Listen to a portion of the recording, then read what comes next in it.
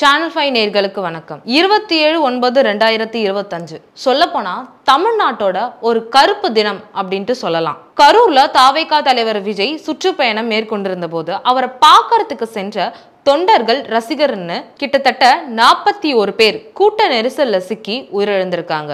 இன்னும் நூற்றுக்கணக்கானோர் மருத்துவமனையில தீவிர சிகிச்சை பிரிவுல அனுமதிக்கப்பட்டிருக்காங்க. தாவேகா தலைவர் விஜய் அவருடைய மக்கள் சந்திப்பு பயணத்தை கடந்த 3 வாரமா திருச்சி, அரியலூர், நாகை, திருவாரூர் உள்ளிட்ட மாவட்டங்கள்ல பண்ணிட்டு இருந்திருக்காரு.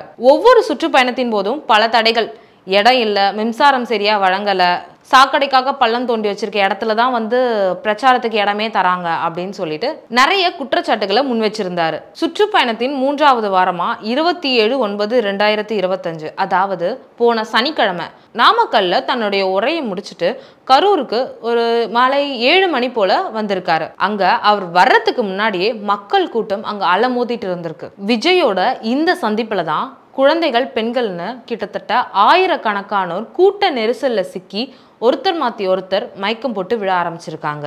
சம்பவம் நடந்த அன்று ஒரு 8:45 மணி வரைக்கும் 35ஆக இருந்த பலி எண்ணிக்கை சனி, ஞாயிறு, திங்கள் 41 அதிகரிச்சிருக்கு. இந்த துயர சம்பவம் குறித்து பல்வேறு கட்சி தலைவர்கள் தங்களுடைய அனுதாபங்களை தெரிவிச்சிருக்காங்க. குறிப்பா எடப்பாடி பழனிசாமி அவர்கள், பிரேமலதா விஜயகாந்த், சீமான், அண்ணாமலை அவர்களோட உருக்கமான கருத்துக்களை செய்தியாளர்கள் முன்னிலையில வெளியிட்டிருக்காங்க.